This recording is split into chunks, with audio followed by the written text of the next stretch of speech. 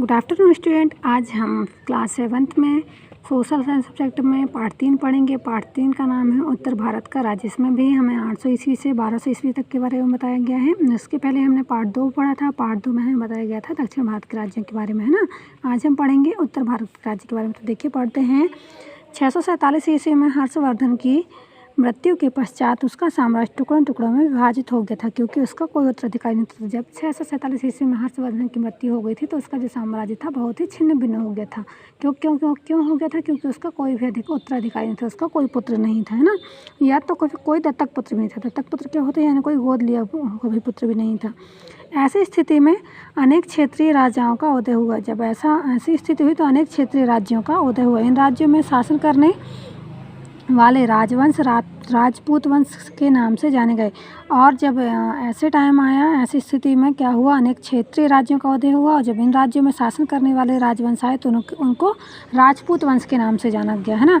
इनमें प्रमुख थे गुर्जर, प्रतिहार, पाल, कलचुरी, परमार, चौहान, चालुक्य इत्यादि। और ये राजपूत वंश कौन कौन से थे? गुर्जर, प्रतिहार, पाल, कलचुरी, परमार, चौहान, चालुक्य।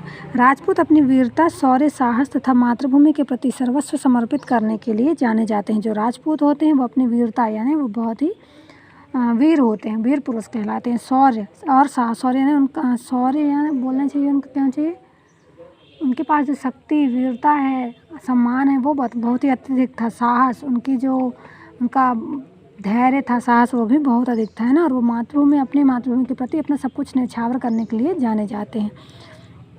आगे देखते हैं राजपूतों की उत्पत्ति। अब हम जानते हैं कि राजपूतों की उत्पत्ति कैसे हुई। तो राजपूतों की उत्पत्ति के विषय में विद्वानों में विभिन्न मत हैं।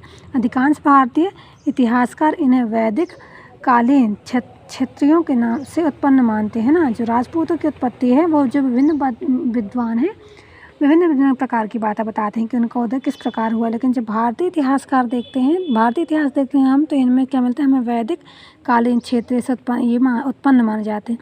सबसे पहले इसमें आता है गुर्जर प्रतिहार वंश। कौन सा वंश आता है? गुर्जर प्रतिहार वंश।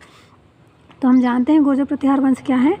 भारत में प्रतिहारों की 3 शाखाओं ने शासन किया है। भारत में जो प्रतिहार थे उनकी 3 शाखाएं थी और तीनों ने ही अपने भारत में शासन किया है।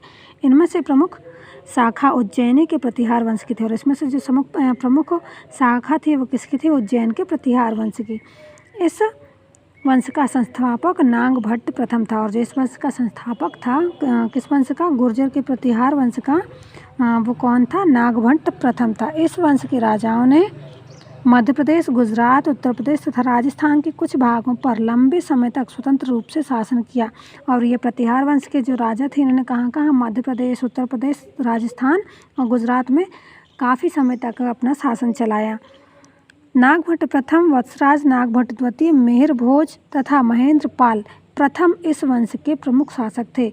अब इनमें से प्रमुख शासक कौन कौन से? प्रतिहार वंश के प्रमुख शासक कौन कौन से थे? तो कौन कौन से? नागभट्ट प्रथम, वत्सराज नागभट्ट द्वितीय, मिहिर भोज तथा महेंद्र पाल इस वंश के क्या थे? प्रमुख शासक थे। आगे देखते हैं प्रतिहारों,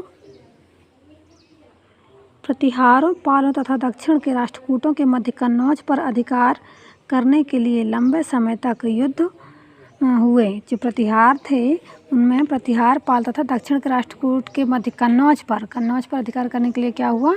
लंबे समय तक, बहुत अधिक समय तक युद्ध चला। इन युद्धों को त्रिकोणीय संघर्ष के नाम से जाना था। और जो युद्ध हुए थे इनको किस नाम से जाना जाता है? त्रिकोणीय संघर्ष के नाम से जाता है।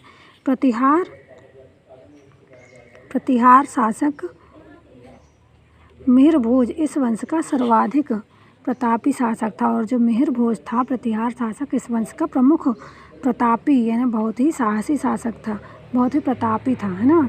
प्रतिहार शासकों ने उत्तरी भारत में कुछ समय के लिए राजनीतिक एकता स्थापित की थी। जो प्रतिहार शासक थे उन्होंने उत्तरी भारत में क्या किया था? कुछ समय के लिए राजनीतिक एकता स्थापित की थी। फिर देखते हैं यहाँ कोष्टक वाला। 647 ईस्वी में सम्राट हर्ष की मृत्यु के बाद कन्नौज पर अधिकार करने के लिए 800 ईस्वी से 1200 ईस्वी तक राष्ट्रकूट, पाल वंश, गुर्जर, प्रतिहार, अन्य राजपूत वंशों में निरंतर संघर्ष होते रहे। तो ये हमें पता चलता है कि जब 647 ईस्वी में हर्षवर्धन की मृत्यु हो गई तो 800 से लेकर 1200 ईस्वी तक क्या हुआ? गुर्जर, प्रतिहार, राष्ट्रकूट और पाल वंश के बीच में निरंतर युद्ध होता रहा, है ना। फिर देखते हैं हम क्या आता है इसके बाद पाल वंश। तो पाल वंश के बारे में जानते हैं। इस वंश का मूल स्थान क्या था? बंगाल था। 8वीं सदी के मध्य में उत्तर भारत में एक बड़ा साम्राज्य बंगाल के पाल शासकों ने स्थापित किया था। क्या था? जो पाल वंश था, इनका मूल स्थान क्या था? बंगाल था, है ना। क्या था? बंगाल था। और 8वीं सदी के मध्य में उत्तर भारत में एक बड़ा साम्राज्य बंगाल के पाल शासकों ने स्थापित किया था। कन्नौज को प्राप्त करने के लिए पाल शासकों ने प्रतिहारों और राष्ट्रकूटों से सतत संघर्ष किया था। जब इनको कन्नौज प्राप्त करनी, यानी कन्नौज को पाने के लिए इन्होंने क्या किया था? पाल शासकों ने किससे? प्रतिहारों से और राष्ट्रकूटों से अत्यधिक युद्ध किया था। गोपाल पाल, धर्मपाल, देवपाल आदि इस वंश के पराक्रमी राजा थे। और इनके पराक्रमी राजा कौन थे? गोपाल पाल, देवपाल तथा देवपाल, इनमें से दो का ही नाम दिया गया है। आदि इस वंश के पराक्रमी राजा थे। पाल वंश के शासक शिक्षा और धर्म के संरक्षक थे। पाल वंश के जो शासक थे वे शिक्षा और धर्म के क्या थे? संरक्षक थे, यानी वो शिक्षा धर्म की रक्षा करते थे। धर्मपाल ने विक्रमशिला के बौद्ध मठ की स्थापना की थी। जो धर्मपाल थे वो विक्रमशिला के बौद्ध मठ की स्थापना किन्होंने की थी? धर्मपाल ने की थी, है ना। विक्रमशिला ने कालांतर में एक महत्वपूर्ण शिक्षा केंद्र का रूप ले लिया था। और विक्रमशिला ने कालांतर यानी उसी टाइम पे क्या किया था? एक महत्वपूर्ण शिक्षा केंद्र का, यानी एक अति महत्वपूर्ण शिक्षा यानी क्या होती है? बहुत ही अत्यधिक उपयोगी शिक्षा केंद्र का रूप ले लिया था। अब तीसरा जानते हैं हम कौन आता है? चालुक्य वंश। तो गुजरात के सोलंकी चालुक्य वंश का संस्थापक मूलराज था। जो गुजरात का सोलंकी वंश था उसका संस्थापक कौन था? मूलराज था। इस वंश के राजा भीम प्रथम के समय महमूद गजनबी का आक्रमण गुजरात की ओर से हुआ था। और इस वंश के क्या थे? इस वंश के जो राजा थे इस वंश के राजा भीम प्रथम जो थे उनके समय महमूद गजनबी का आक्रमण गुजरात की ओर से हुआ था, जिसमें हिंदू वीरता से लड़े किंतु उनकी पराजय हुई। जिसमें क्या हुआ था? मोहम्मद गजनबी की ओर से जो आक्रमण हुआ था उसमें कौन लड़ा था? हिंदू बहुत ही अत्यधिक शक्ति से लड़े थे, लेकिन क्या हुआ था? बाद में वो हार गए थे। महमूद गजनबी ने गुजरात में स्थित प्रसिद्ध सोमनाथ के मंदिर पर आक्रमण कर मंदिर तथा मूर्तियों को तोड़ा और अपार धनराशि लेकर लौटा। महमूद गजनबी ने क्या किया? गुजरात में जो स्थित है सोमनाथ मंदिर, वहाँ पर आक्रमण किया, वहाँ की मूर्तियों को तोड़ा और उस मंदिर को तोड़ा और वहाँ में जितना भी धनराशि थी उसे लेकर वापस आ गया। फिर आता है इसके बाद परमार वंश। देखिए क्या आता है इसके बाद? परमार वंश। तो परमार वंश क्या कहते हैं? परमार वंश के प्रमुख शासक श्रीहर्ष, मुंज, सिंधुराज, भोजदेव जैसे और उदयादित्य थे। परमार वंश के जो प्रमुख शासक थे कौन कौन से थे? श्रीहर्ष, मुंज, सिंधुराज, भोजदेव जैसे और उदयादित्य, है ना। श्रीहर्ष ने राष्ट्रकूटों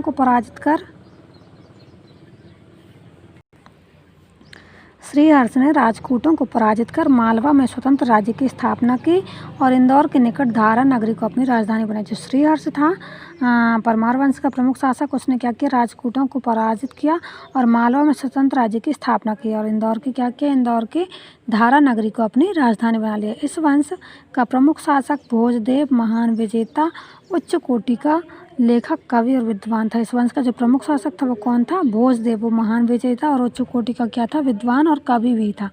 उसकी राज्यसभा में अनेक विद्वान और कवि रहते थे। उसकी राज्यसभा जो थी उसमें कौन कौन? अनेक विद्वान रहते थे और कवि रहते थे। स्वयं राजा भोज ने कुछ ग्रंथ लिखे हैं व अनेक राजप्रसाद, मंदिर और तालाब निर्मित कराए हैं। जो राजा भोज ये थे, है ना, भोजदेव, उन्होंने क्या किया है? स्वयं ही कुछ क्या लिखे हैं? ग्रंथ लिखे हैं और मंदिर और तालाब निर्मित करवाए हैं ना। उसने आधुनिक भोपाल से 35 किलोमीटर दूर दक्षिण पूर्व में भोजपुर बसाया, जहाँ का शिव मंदिर प्रसिद्ध। देखिए राजा भोज ने क्या किया है? बहुत सारे मंदिर बनवाए हैं, बहुत सारे तालाबों का निर्माण करवाया, जिसमें से हम तो भोपाल के बारे में जानते ही हैं ना। भोपाल से 35 किलोमीटर दूर राजा भोज ने ही एक भोजपुर बसाया था और वहाँ जो भोजपुर है वहाँ एक शिव मंदिर है, वो बहुत ही प्रसिद्ध है। मध्य प्रदेश की राजधानी का प्राचीन नाम भोजपाल था, जो कालांतर में भोपाल के नाम से प्रसिद्ध हो गया है ना। जो मध्य प्रदेश की राजधानी है जिसका नाम भोपाल है, वो उसका प्राचीन नाम क्या था? भोजपाल था। अब इसके बाद देखते हैं हम चौहान वंश। तो राजपूताने के मध्य भाग में चौहानों का राज्य था। जो राजपूताने थे उनका जो मध्य भाग था उनके बीच में चौहानों का राज्य था। प्रारंभ में ये गुर्जर प्रतिहारों के सामंत थे, किंतु प्रतिहार ने क्या किया, प्रतिहार ने तोमरों को हराकर चौहान वंश के स्वतंत्र राज्य की नींव डाली और 12वीं शताब्दी से उनके